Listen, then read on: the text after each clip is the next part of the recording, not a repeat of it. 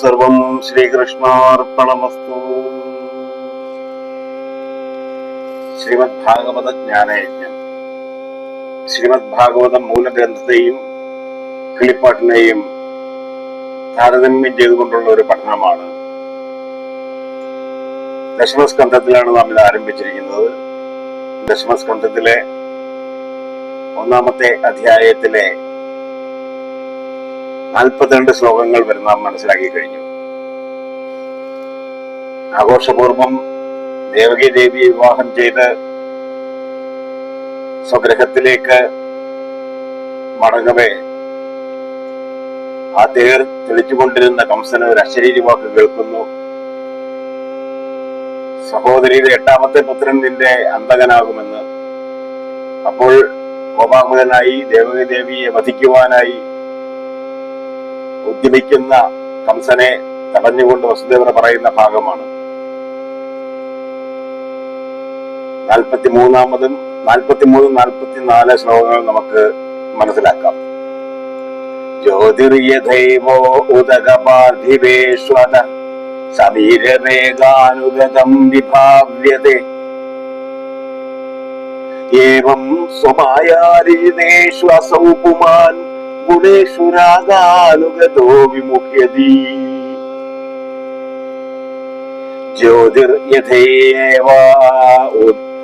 ജ്യോതിർയഥേവോ ഉദകപാർത്ഥിവേശ്വത സമീരവേഗാ അനുഗതം വിഭാവ്യതേ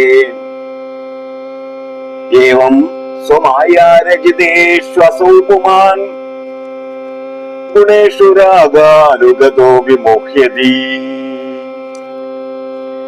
ജ്യോതിർയഥൈവോ ഉദകപാർത്ഥിവേഷു അധഃ. അധഃ ആകാശത്തിലുള്ള ജ്യോതിഹി ഒരു തേജോഗോളം ഉദകപാർത്ഥിവേഷു ജലാശയങ്ങളിൽ പ്രതിബിംബിച്ച് ഉദകപാർത്ഥിവേഷു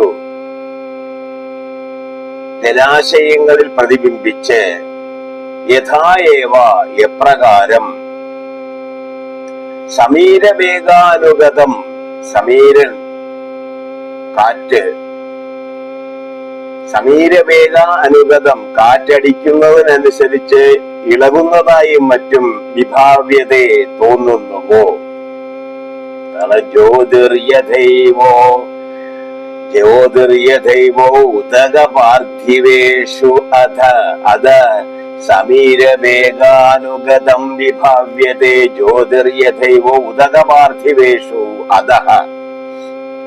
അധഃ ആകാശത്തിലുള്ള ജ്യോതിഹി ഒരു തേജോഗോളം ഉദകപാർത്ഥിവേഷു ജലാശയങ്ങളിൽ പ്രതിബിംബിച്ച് യഥായേവം എപ്രകാരം സമീരവേഗാനുഗതം കാറ്റടിക്കുന്നതിനനുസരിച്ച് ഇളകുന്നതായും മറ്റും വിഭാവ്യതയെ തോന്നുന്നുവോ. അത ജ്യോതിഹി ഉദകപാർത്ഥിവേഷു യഥായേവ സമീരവേഗാനുഗതം വിഭാവ്യതേ.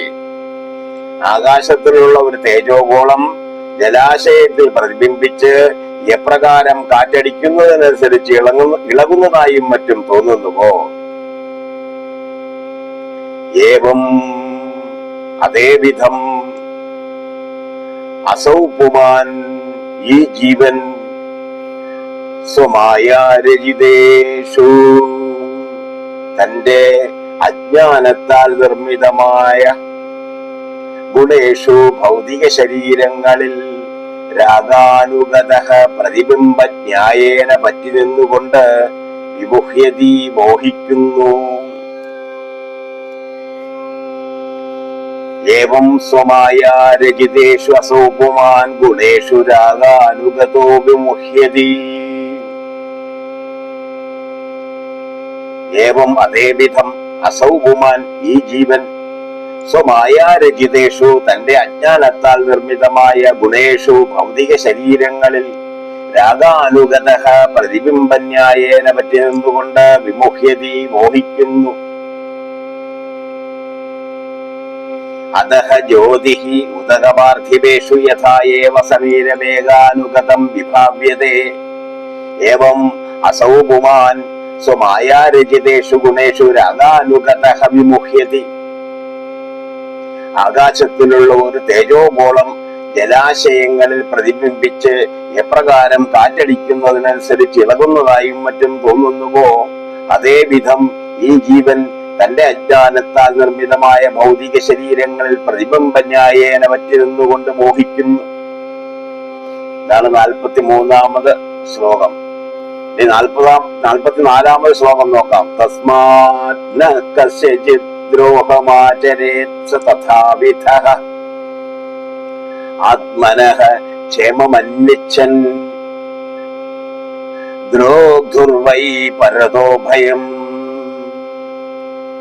തസ്മാത് ന കസ്യചിത് ദ്രോഹമാചരേത് തഥാവിധഃ ആത്മനഃ ക്ഷേമമന്വിച്ഛൻ ദ്രോഗ്ധുർവൈ പരതോ ഭയം.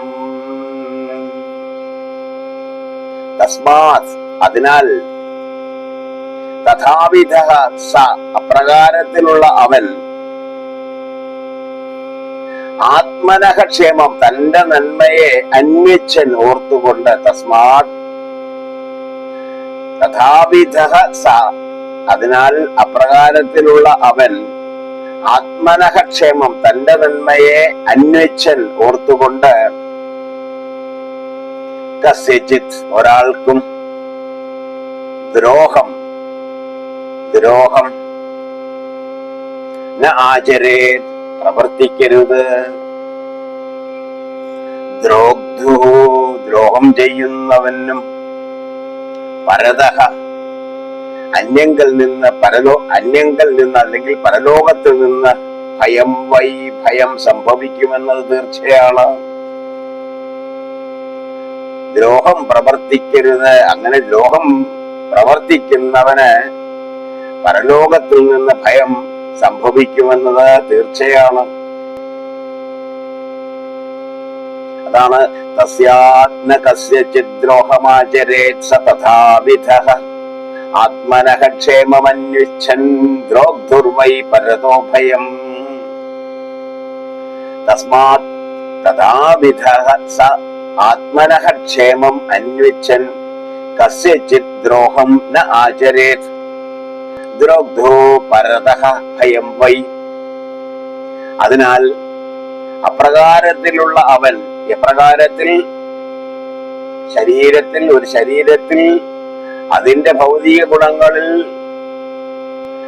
അനുവർത്തിച്ചുകൊണ്ട് ജലാശയത്തിൽ പ്രതിബിംബിക്കുന്ന ചന്ദ്രബിംബം എന്ന പോലെ കാറ്റിൽ ഇളകുമ്പോൾ അതേ തരത്തിലുള്ള മനസ്സോടുകൂടി മോഹിക്കുന്ന അപ്രകാരത്തിലുള്ള അവൻ തന്റെ നന്മയെ ഓർത്തുകൊണ്ട് ഒരാൾക്കും ദ്രോഹം പ്രവർത്തിക്കരുത്.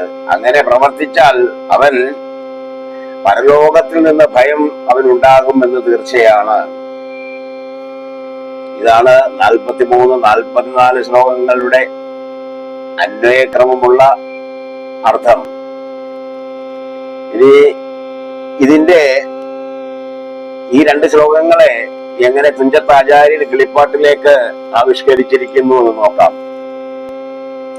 കാരണം സ്വയം ജ്യോതിരാനന്ദാത്മാവിനൊരു നേരവും ശരീര സംബന്ധമില്ലറിയണം. കാരണം സ്വയം ജ്യോതിരാനന്ദാത്മാവിനൊരു നേരവും ശരീര സംബന്ധമില്ലറിയണം. തേജോരൂപിണി ജഗദ്വ്യാപിനി പരബ്രഹ്മബീജിനിയിങ്കൽ പ്രതിബിംബിത ഗുണങ്ങളാൽ ഭേദവർണ്ണങ്ങൾ സകലേഷു കാണുന്നു സദാ. മോദേന തെളിഞ്ഞാത്മജ്ഞാന സംഗ്രഹം പരം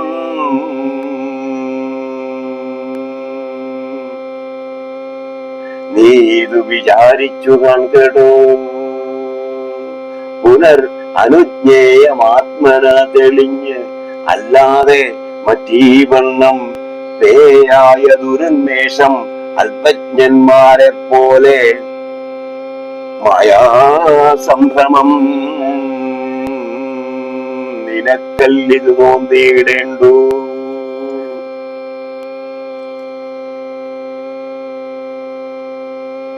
കാരണം സ്വയം ജ്യോതിരാനന്ദാത്മാവിൻ ഒരു നേരവും ശരീര സംബന്ധമില്ലറിയണം. ആത്മാവിന് ശരീര സംബന്ധമില്ല എന്നാണ് പറയുന്നത്. തേജോരൂപിണി ജഗദ്വ്യാപിനി പരബ്രഹ്മബീജിനിയങ്കൽ പ്രതിബിംബിത ഗുണങ്ങളാൽ ഭേദവർണ്ണങ്ങൾ സകലേഷു കാണുന്നു സദാ. മോദേന തെളിഞ്ഞ് ആത്മജ്ഞാന സംഗ്രഹം പരം നീ ഇത് വിചാരിച്ചു കാൺകടോ എന്ന് കംസനോട് വസുദേവർ പറയുകയാണ്. പുനരവിജ്ഞേയമാത്മനാ തെളിഞ്ഞ് നീ ഇത് വിചാരിച്ചു കാൺകടോ.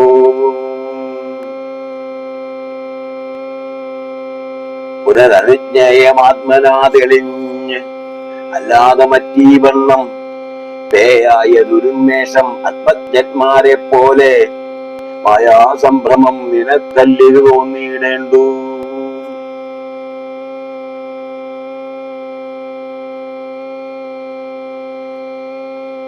വ്യാസഭഗവാൻ പറയുന്നു, ആകാശത്തിലുള്ള ഒരു തേജോഗോളം ജലാശയത്തിൽ പ്രതിബിംബിച്ച പ്രകാരം കാറ്റടിക്കുന്നതിനനുസരിച്ച് ഇളകുന്നതായും മറ്റും തോന്നുന്നുവോ,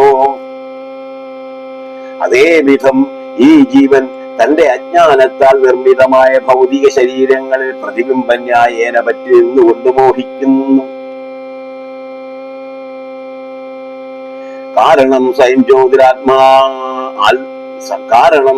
ജ്യോതിരാനന്ദാത്മാവിൻ ഒരു നേരവും ശരീര സംബന്ധമില്ലറിയണം. തേജോരൂപിണി ജഗദ്വ്യാപിനി പരബ്രഹ്മബീജിനിയങ്കൽ പ്രതിബിംബിത ഗുണങ്ങളാൽ ഭേദവർണ്ണങ്ങൾ സകലേഷു കാണുന്നു സദാ. അതിനാൽ അപ്രകാരത്തിലുള്ള അവൻ തന്റെ നന്മയെ ഓർത്തുകൊണ്ട് ഒരാൾക്കും ദ്രോഹം പ്രവർത്തിക്കരുത്. ദ്രോഹം ചെയ്യുന്നവനും അന്യങ്കിൽ നിന്ന് അല്ലെങ്കിൽ പരലോകത്തിൽ നിന്ന് ഭയം സംഭവിക്കുമെന്നത് തീർച്ചയാണ്.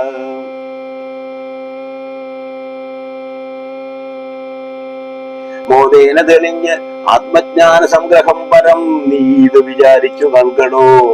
പുനരനുജ്ഞേയമാത്മനാ തെളിഞ്ഞ് അല്ലാതെ മറ്റീ വണ്ണം പേയായ ദുരുന്മേഷമത്മജ്ഞന്മാരെ പോലെ മായാസംഭ്രമം നിരക്കല്ലിത് തോന്നിയിടേണ്ടു.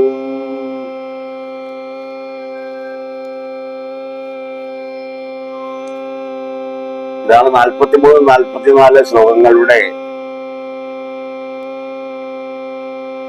കിളിപ്പാട്ടിലേക്കുള്ള ആവിഷ്കാരം. ഈ ഭാഗങ്ങളൊക്കെയും തത്വജ്ഞാനപരമായതുകൊണ്ട് നമുക്ക് അതിനെ കൂടുതൽ ഗഹനമായിട്ട് ചിന്തിക്കേണ്ടതായില്ല. അത് കൂടുതൽ മനസ്സിലാക്കണമെന്ന് താല്പര്യമുള്ളവർ അതിനുവേണ്ടി ശ്രമിക്കാവുന്നതാണ്. ഓം സർവം ശ്രീകൃഷ്ണാർപ്പണമസ്തു. ഓം സർവം ശ്രീകൃഷ്ണാർപ്പണമസ്തു.